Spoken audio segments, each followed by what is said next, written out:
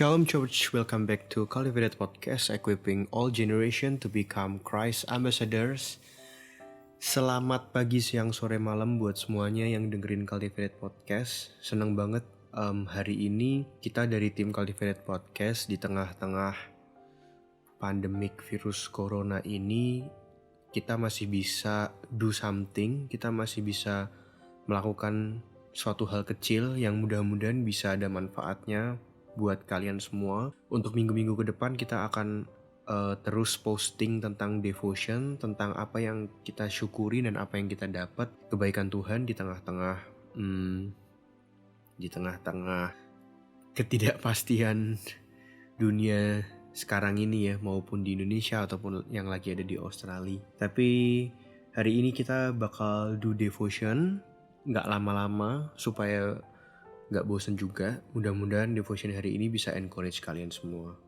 Apa kabarnya kalian semua? Mudah-mudahan kalian semua baik dan semuanya dalam lindungan Tuhan ya.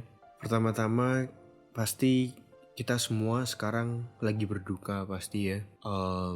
Kemarin tuh aku mikir kata-kata statement nothing is impossible tuh jadi sesuatu yang benar adanya kalau kita lihatnya dari in a different perspective ya. Maksudnya dulu tuh aku kan career path aku kan lagi ada di hospitality, di food and beverage, di bidang food and beverage. Aku masih inget 5-6 tahun lalu tuh aku tuh punya pikiran kenapa aku mau masuk ke industri ini, karena aku berpikir bahwa industri ini pasti gak akan ada matinya karena semua orang pasti makan, karena semua orang pasti butuh makanan, semua orang pasti gak mungkin gak makan gitu. Tapi Tuhan kayak bener-bener ingetin aku di hari-hari ini bahwa memang apapun bisa terjadi sih. Buat yang di Indonesia, kalau gak tahu, sekarang di Australia restoran semua pada tutup. Banyak banget restoran yang mau yang kelasnya fine dining, casual dining atau apapun itu, udah banyak banget yang tutup. We all struggle here. Yang lagi kerja di hospitality industry, semua lagi struggle, semua lagi berduka, semua lagi sedih dengan adanya virus corona ini. Jadi membuat gue, sebelum gue sharing deh, yuk kita buka bareng-bareng ke Matius 16 ayat 26. Apa gunanya seorang memperoleh seluruh dunia tetapi kehilangan nyawanya? Dan apakah yang dapat diberikannya sebagai ganti nyawanya?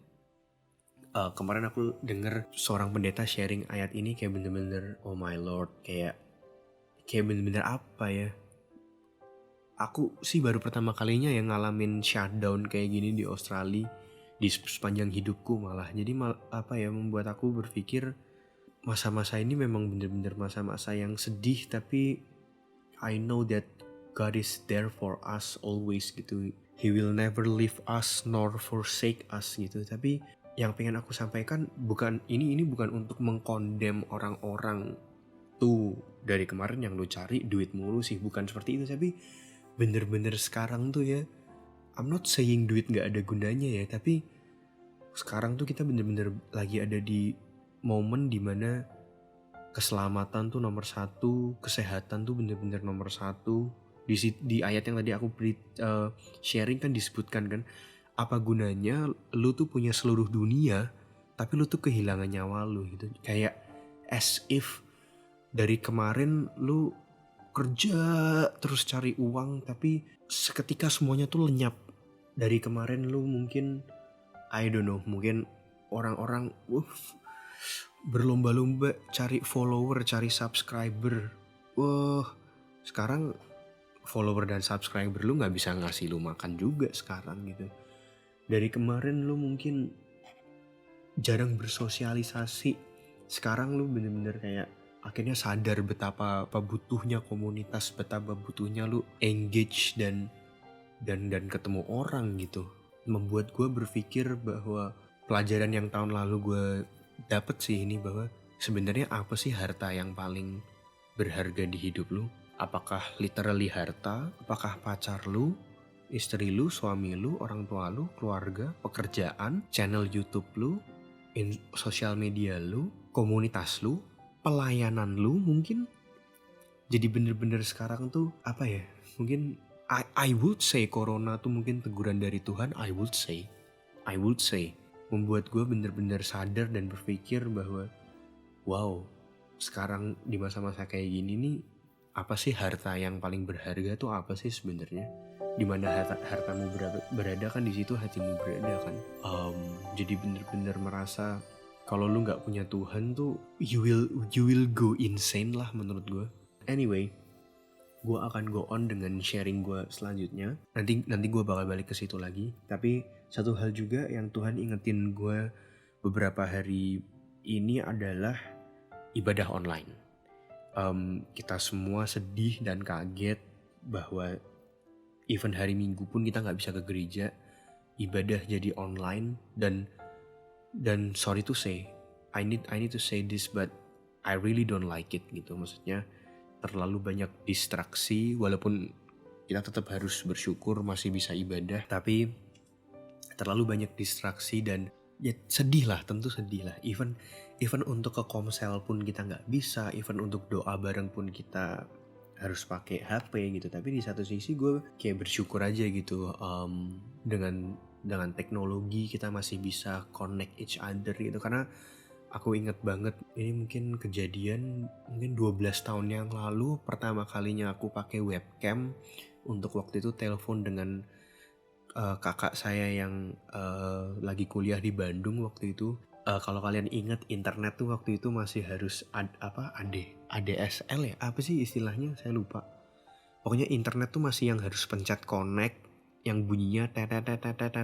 Terus internet waktu itu tuh lambat banget. Webcam tuh waktu itu gambarnya masih sangat jelek.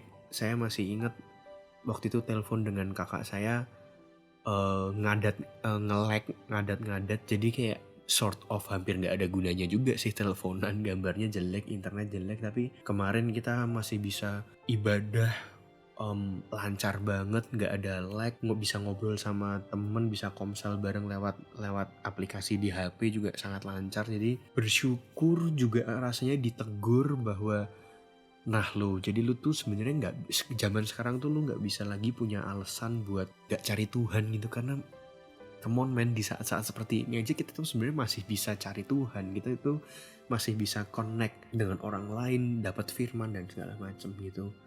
Di satu sisi gue juga ada seneng karena dengerin orang-orang yang kayak sedih nggak bisa kumpul tuh gue seneng karena berarti gue tuh bisa lihat bahwa anak-anak tuh banyak yang genuine, mereka tuh bener-bener love this community, bener-bener.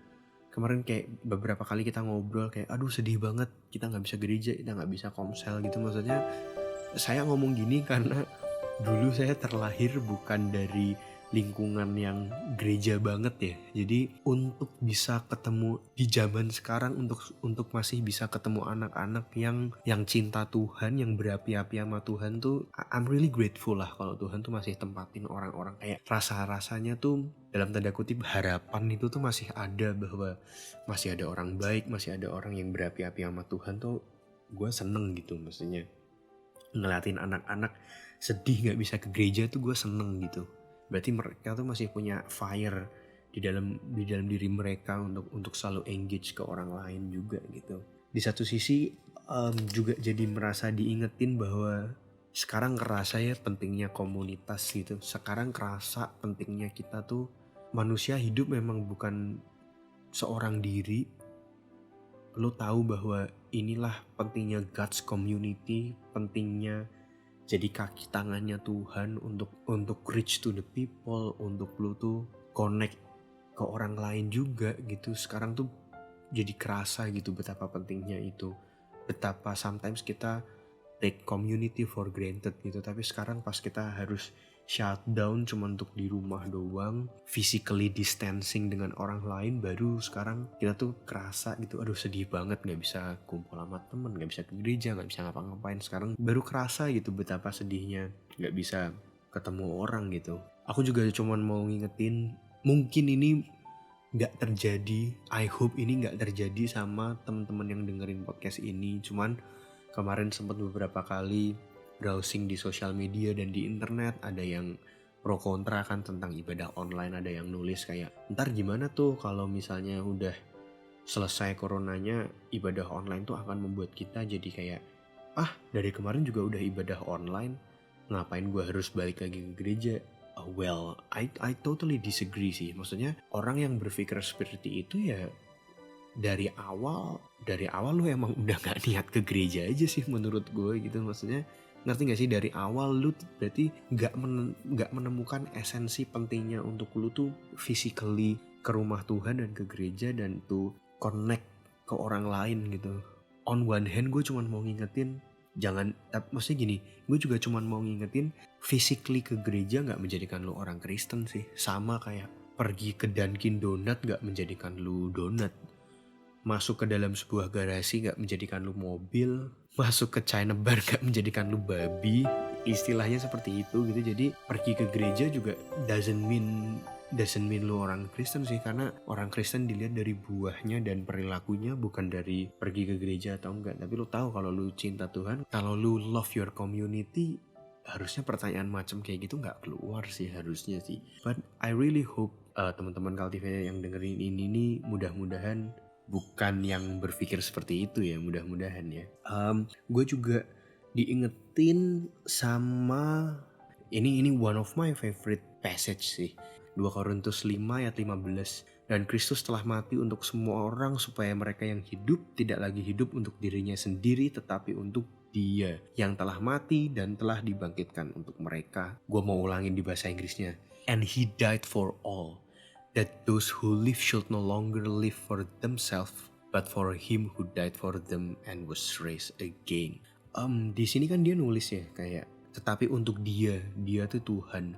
Gue jadi pengen relatein ini ke khotbah di gereja beberapa minggu lalu yang waktu Tuhan Yesus nanya ke Petrus, Pet, lu sayang sama gue nggak?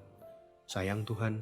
Sampai 3 kali nanyanya, sampai yang ketiga kali tuh Petrus sedih banget gitu. Tuhan, lu tahu hati gue sayang sama lu. Terus pesan Tuhan terakhir tuh cuman, oh ya udah, gembalain ya domba-domba gue gitu. Jadi dengan kata lain, ayat ini tuh, dan Kristus telah mati untuk semua orang supaya mereka yang hidup tidak lagi untuk dirinya sendiri tetapi untuk orang lain. Karena kata dia mau gue ganti pakai kata orang lain karena Tuhan ngomong ke Petrus, kalau lu sayang sama gue, tolong dong gembalain anak-anak gue yang lain gitu. Di sini tuh gue, ini mungkin nyambung ke masalah community ya. Gue jujur kemarin tersentuh gitu. Ya ini mungkin rebuke buat diri gue sendiri juga supaya lebih peduli ke orang lain gitu. Maksudnya di tengah-tengah kemarin panic buying, makanan habis dan toilet paper habis tuh, in my comsel, di sel group gue gitu, maksudnya masih ada anak-anak yang, ayo teman-teman jangan lupa berdoa, ayo teman-teman kalau gue ada dapat toilet paper nih dari tempat kerja gue, if you need just let me know, bla bla bla bla bla. Maksudnya ya gue seneng aja gitu, maksudnya berada gue percaya banget sih di tengah-tengah pandemik virus corona ini tuh banyak yang bisa lu syukurin kalau lu ganti perspektif lu gitu. Jadi I am really grateful gue dikelilingin sama teman-teman yang peduli, gue dikelilingin sama orang-orang yang masih nggak memikirkan dirinya sendiri gitu. Well, I think I will close my devotion, my message with 2 Korintus 5 ayat 15 sih, karena itu bagus banget sih. Karena maksudnya di tengah-tengah kayak gini, I think this is a good time buat lu as a Christian to show to other ini loh. Maksudnya kita tuh bukan orang egois, kita tuh bukan orang yang selama ini kalian pikir yang eksklusif, yang maunya main sama orang Kristen doang. This is a really good time, a really good timing buat kita semua buat kayak, yuk let's help each other. Kemarin gue lihat ada yang di Indonesia sengaja beliin makanan dari Gojek cuman buat bantuin abang Gojeknya. I think that's a wonderful, man. That's a really brilliant gitu. Maksudnya yang nyambung ke yang gue sharingin tadi, saat-saat seperti ini uang udah kayak, apa sih kalau lu hidup tapi cuman buat diri lu sendiri tuh buat apa sih? This is a good time buat lu show to other the love of Jesus, the love of Christ. Jangan sampai Tuhan mati di kayu salib tuh dengan sia-sia. Jangan sampai lu hidup di dunia ini dengan sia-sia, karena gue percaya hidup mati di tangan Tuhan. Kemarin juga kan sempat ada yang heboh, wah kalau lu nggak gereja lu takut ya sama virus corona ya, wah iman lu kurang gede tuh. Maksudnya Bukan bukan masalah itu gitu. Cuman maksudnya gue percaya hidup mati di tangan Tuhan karena gue percaya hidup mati di tangan Tuhan. Pas lu masih bisa nafas nih, apa sih yang bisa lu kasih hidup lu ini buat orang-orang sekitar lu? Atau terlebih buat Tuhan gitu. Balik lagi, kalau lu cinta Tuhan, lu juga akan cinta lingkungan sekitar lu sih. Gitu aja. Semoga devotion hari ini jelas dan sedikit encourage kalian dan sedikit memberkati kalian semua. Jangan lupa buat jadi berkat buat orang lain. Jangan lupa untuk help each other. Lihat sekeliling kalian siapa yang butuh bantuan. Dan jangan lupa jangan pamrih.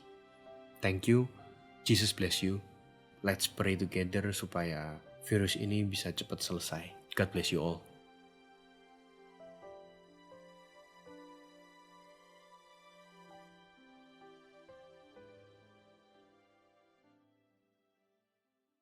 Terima kasih sudah mendengarkan podcast kami. Share podcast ini kalau menurut kalian memberkati. Cultivated Podcast tersedia di Spotify dan YouTube.